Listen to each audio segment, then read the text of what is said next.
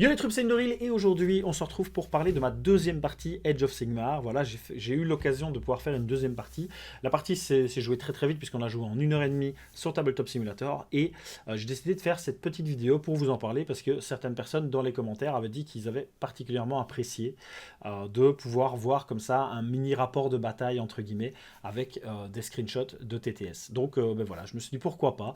Et puis ça me permettra aussi d'échanger avec vous sur mon évolution dans Age of Sigmar, sachant qu'avec la V3 qui arrive, il va y avoir pas mal de changements.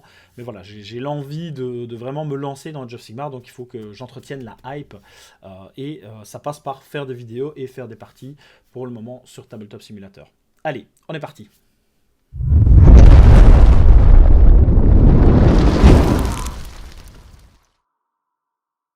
On se retrouve donc avec le premier print screen de la partie, donc le déploiement. Et je vais d'abord vous parler du scénario, puisque ici, pour pouvoir scorer, on gagne 2 points si on tient l'objectif central, 3 points si on tient la paire d'objectifs de gauche, et 3 points si on tient la paire d'objectifs de droite. Si jamais on ne tient qu'un seul de ces 4 objectifs, ou un seul de ces paires, on marque 1 point par objectif tenu. Ce qui veut dire que là, en l'état, sur mon déploiement, j'ai 2 points parce que je tiens les 2 objectifs ici et je ne tiens pas les 2 autres pour former à chaque fois les paires. Et je n'ai rien au centre. Voilà, comme ça, vous voyez plus ou moins comment se passe le scoring. Donc, au niveau de son déploiement, donc on a vu qu'il a mis ces 3 unités de 4 ogres montés. Voilà, je ne connais pas les noms des unités. On a vu qu'il les a positionnés en cordon de façon à pouvoir protéger un maximum ces mammouths qui sont ces grosses unités qui vont impacter. Alors voilà, c'est les grosses unités. Maintenant, je trouve que ces plus petits ogres montés faisait quand même assez mal en soi. De mon côté, j'ai décidé de placer une unité d'Artboy ici et une ici de 10, de façon à pouvoir tag en fait les objectifs. Voilà, c'est pour me garantir en fait des points. Et si j'ai une projection et que j'arrive à éliminer des unités adverses, ben, j'avais l'opportunité comme ça d'aller prendre des paires du coup, suivant si je décidais d'aller sur la droite ou sur la gauche. Alors, c'est un peu plus compliqué dans les faits puisque chaque mammouth vaut 10 figurines et que pour mes unités qui impactent réellement, ben, c'est mon Mokrucha qui vaut une seule figurine et mes Gorgrunta qui valent 6 figurines si toute l'unité est entière sur l'objectif. Donc si un mammouth est sur un objectif, ben, l'objectif m'est complètement impossible à avoir. Les plus petits ogres valent 2. Donc là, c'est un petit peu plus jouable avec une unité de Hardboy. Voilà. Donc ça, c'est un petit peu l'idée du plan. J'ai positionné mon Weirdboy juste ici, de façon à pouvoir TP une des 2 unités présentes ici d'Hardboy si nécessaire. Donc, par exemple, les 15 pour aller chercher une paire à gauche ou à droite, suivant l'impact que j'aurais été placé. Et j'ai positionné mon Warchanter ici pour buffer mes Gorgrunta. Vous avez juste ici le personnage Fungbold Gold en allié qui me permet de gagner un CP sur un 4+, au début de chaque round, de chaque tour.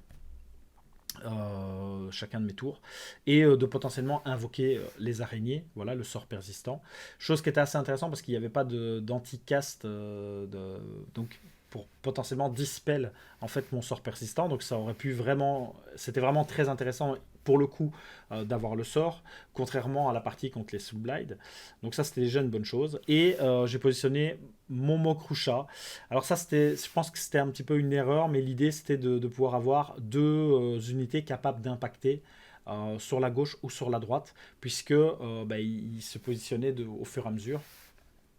Et je me suis dit, ben voilà, positionner mon Mokrucha là, ça va me permettre de potentiellement impacter la partie gauche adverse et normalement de pouvoir sécher un petit peu les unités adverses sur la gauche, forçant ainsi mon adversaire à venir aider en fait ces unités pour m'empêcher de pouvoir tag si j'arrivais à éliminer le mammouth. Donc voilà, ça c'est un choix un petit peu... je suis pas certain que c'était spécialement le bon choix, mais bon. Alors, étant donné qu'il avait le moins de pauses, ben, il a eu le premier tour. Et donc, qu'est-ce qu'il a fait pendant son premier tour? Il a fait en fait tout simplement un mouvement un petit peu pour se repositionner sur l'objectif ici. Il a fait avancer ses ogres montés ici en milieu d'objectif, donc il s'est retrouvé plus ou moins ici en ligne. Et même chose, il s'est repositionné avec les autres ici. Donc il a fait une espèce de V en fait, avec ici ben, un mammouth, enfin deux mammouths les uns derrière les autres, et l'unité d'ogre monté en ligne. Voilà, de façon à prendre l'objectif 2 et pouvoir commencer à scorer, puisque à la fin de son premier tour, il a marqué 4 points. 4 points, et ben, il m'empêchait de passer par le centre. Alors, en faisant ça, c'était bien joué de sa part, même si c'était pas voulu, il me l'a avoué, hein, c'était pas voulu. Mais mon idée de départ, c'était de placer mes Gorgrunta juste là, de façon à pouvoir faire un double move grâce au Mighty Destroyer pour un CP. Et en plus, il ne m'aurait même pas coûté un CP puisque mon boss de mon unité de Gorgrunta est justement, en fait, permet justement d'utiliser une fois par round la capacité gratuitement. Et donc l'idée c'était d'envoyer, en faisant 9 pouces et 9 pouces à la phase de mouvement, d'envoyer en fait mes Gorgrunta enfin, pour charger en fait ces ogres montés ici et pouvoir impacter comme ça tout son objectif, sachant qu'en plus de ça, ben, en éliminant les ogres montés, j'avais l'opportunité de pouvoir potentiellement scorer 3 points en tenant du coup les deux paires. Donc ça c'était un petit peu l'idée que j'avais au départ. Malheureusement, étant donné qu'il a placé en fait ces ogres montés juste ici, ben, en fait il s'est avéré que un de ces ogres était à moins de 12 pouces de mon Gorgrunta juste ici. Ce qui veut dire que si je claquais la compétence Mighty Destroyer, je ne pouvais pas faire un mouvement, mais je devais faire une charge. Et le problème, c'est que faire une charge, faire une charge d'ici, ben, ça veut dire que en fait, mes Gorgrunta partent vers le centre et non pas vers mon flanc droit. Donc ça a cassé en fait totalement mon idée de départ. Donc j'ai dû un petit peu retomber sur mes pattes. Et ce que j'ai décidé de faire, c'est de ne pas utiliser la compétence du Mighty Destroyer sur mes Gorgrunta et de faire un mouvement à ma phase de mouvement pour me rapprocher et tenter une charge en chargeant complètement ces unités en centre de table. Voilà, donc ça c'était mon premier move pendant mon tour. Voilà, puisque lui, il était simplement, je le rappelle, en V comme ça. Donc ça a été ma première charge. Je n'ai pas voulu charger, enfin je n'ai pas voulu faire un double move avec mon Mokrucha, ce qui aurait pu être faisable parce que j'avais 24 pouces de mouvement plus après la charge, avec un plus 1 sur la charge. Ça aurait été... j'aurais pu bloquer en fait mon adversaire qui était un petit peu plus avancé et charger ses ogres montés, sachant que son mammouth ici était un petit peu plus en retrait. Le problème c'est que j'ai été très frileux. J'ai été très frileux parce que voilà, c'est ma deuxième partie et j'ai toujours l'impression que quand je charge avec deux unités Iron Joe, j'ai toujours l'impression que mon adversaire, ben, en fait, je vais activer une unité et derrière mon adversaire va pouvoir activer une de ces unités et me faire très très mal, voire m'éliminer en fait, soit éliminer ben, la force de frappe des Gorgrunta en tuant des figurines de l'unité, soit en diminuant le profil de mon Mokrucha. Et donc j'ai tout simplement pas osé avancer avec mon Mokrucha, ce qui était peut-être une erreur là où j'avais été trop agressif contre les Soul Blight de Dajobi. Bah ici je me retrouvais à être un petit peu trop passif pendant mon premier tour contre les ogres d'Alix. Mais voilà, c'est comme ça qu'on apprend. Et donc fin du round, nous en étions ici.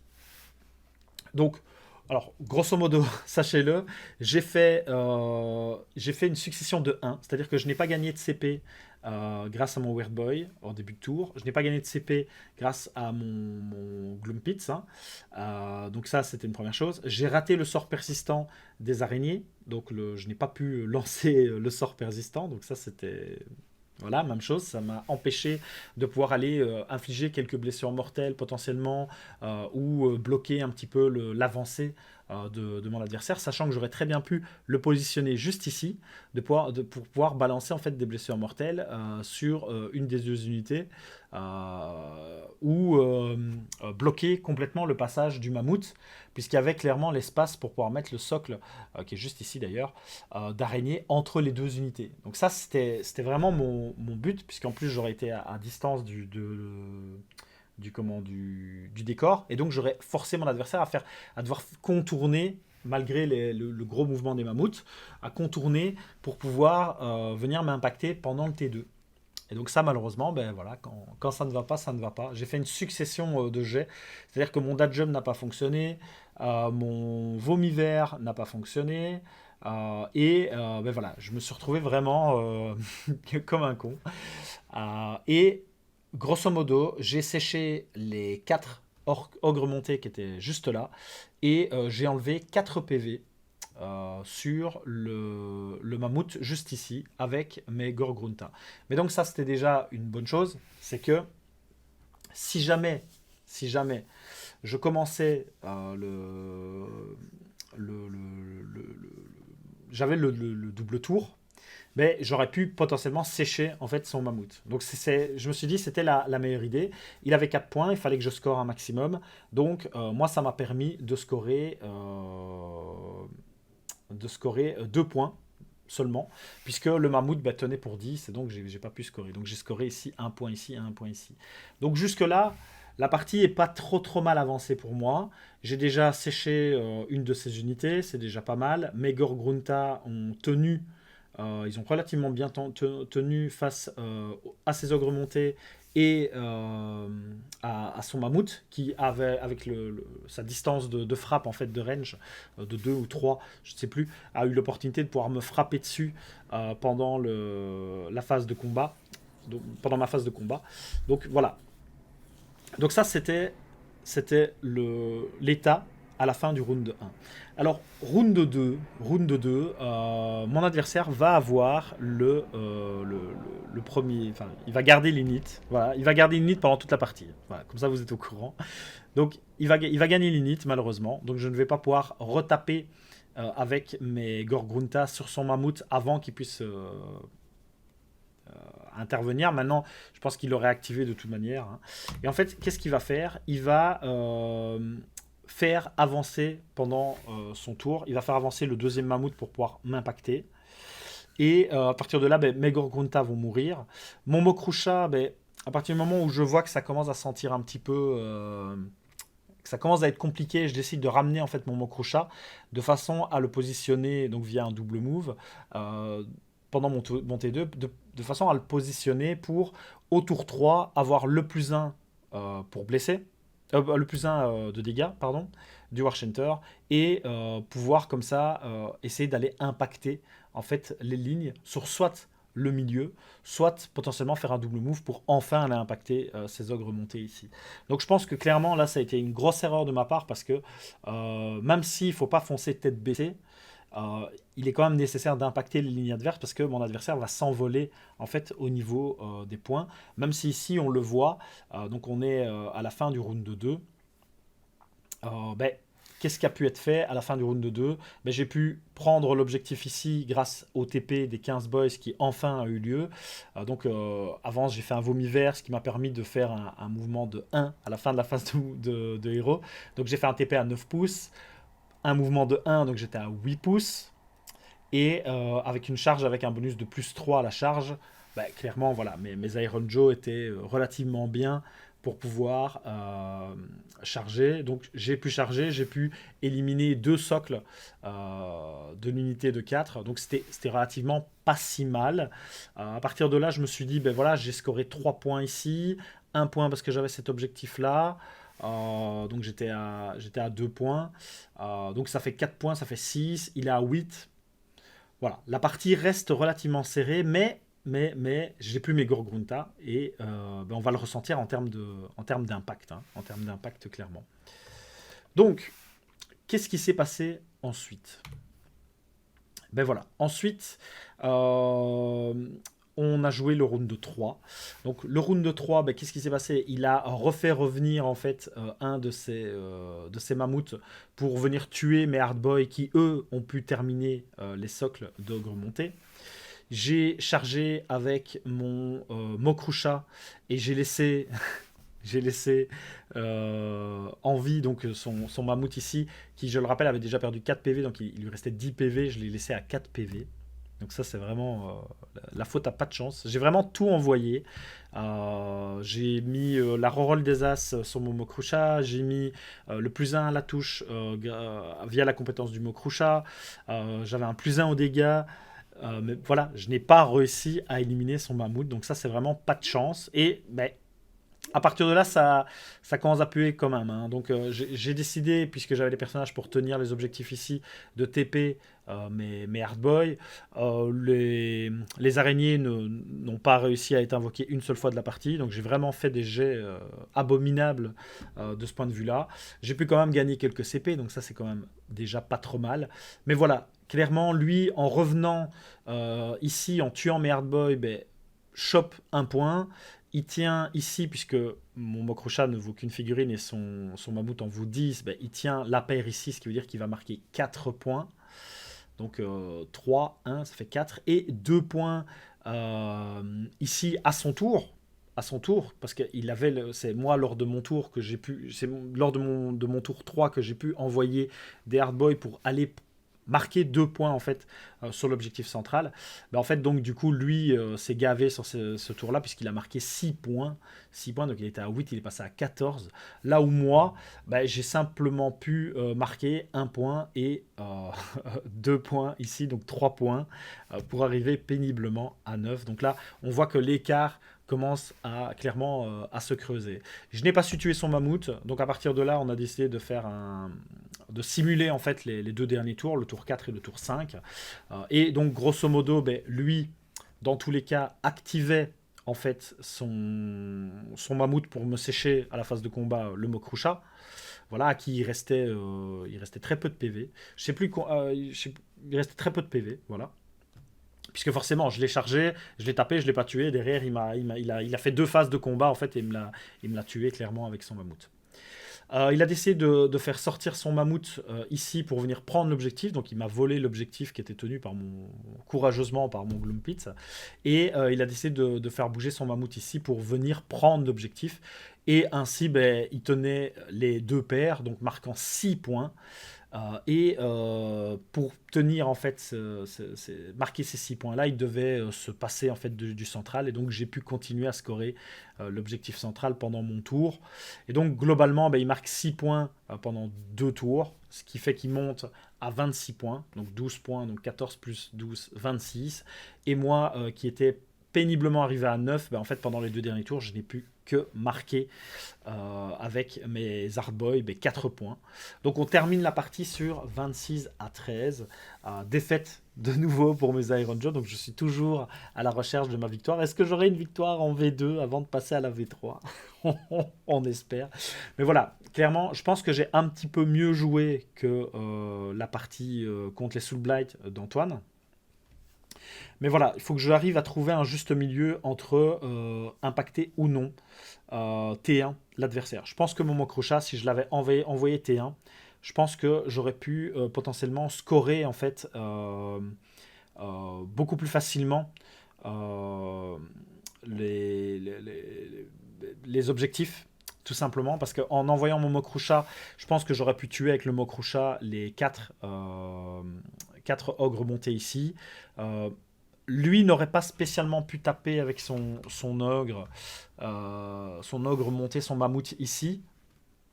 Donc je pense que là, c'est vraiment mon erreur. Je pense que j'aurais dû impacter ici. En impactant, j'aurais pu euh, même pas faire la conso, mais m'éloigner, enfin en tout cas rester sur place pour ne pas subir en fait le mammouth pendant mon tour. Et donc lui pendant son tour, si j'avais eu le double tour, j'aurais pu aller impacter le mammouth. Je pense que j'aurais dû être beaucoup plus agressif. Je pense que clairement j'aurais dû être beaucoup plus agressif. C'est ça qui m'a coûté la partie. Bah, Mokrusha c'est 450 points qui se baladent sur la map sans réellement impacter et sans avoir un apport en termes de scoring. Clairement, c'est pas jouable, quoi. Mais voilà, c'est comme ça qu'on apprend. C'est comme ça qu'on apprend de toute manière. Et j'avais envie de vous faire ce petit récap dans une petite vidéo. c'est chose faite. Donc je vous remercie en tout cas pour tout le soutien que vous amenez à la chaîne. Je rappelle que d'ici peu de temps, je ne serai plus tout seul sur la chaîne. On va être jusqu'à 4, j'avais déjà dit pendant la FAQ, donc c'est pas une surprise. On va être jusqu'à 4 et j'espère que le contenu qui va arriver va vous plaire. On va essayer de monter aussi en termes de qualité, en termes de qualité de montage, en termes de qualité vidéo, de présentation. Voilà, tout ça, je pense que vous le verrez dans les prochains mois. Dans tous les cas, je vous remercie. Je vous invite à vous abonner si ce n'est pas encore le cas, à lâcher un pouce bleu. Voilà, ça fait clairement toujours plaisir. Mettez en commentaire si vous avez des conseils à me donner sur les Iron Joe, parce que je pense que au-delà de la liste que je veux vraiment continuer à tryhard en fait, même si je vois déjà des pistes d'amélioration, il y a des choses que je pense que je peux clairement me passer. Trop de CP, voilà, c'est des choses que je peux me passer. Je pense que sortir l'unité de 15 Hardboy pour aller y mettre autre chose, je pense que c'est quelque chose qui est envisageable. Voire enlever le Gloom Spit et jouer uniquement Iron Joe. Parce que du coup, j'enlèverai le caster et j'enlèverai le sort persistance qui me permettrait de gagner des points. Et en diminuant l'unité de 15 Hardboy à 10 Hardboy, je pourrais avoir potentiellement une unité de Gorgrunta supplémentaire, ce qui pourrait être assez intéressant, d'avoir 3 unités qui vont vraiment impacter. Voilà, c'est des choses que je dois tester de toute manière, mais ici j'avais vraiment envie de continuer sur cette liste-là pour me familiariser avec le Battletome, les War Scrolls, et pouvoir m'en sortir. Voilà, je termine ici, et je vous remercie, et je vous dis à la prochaine.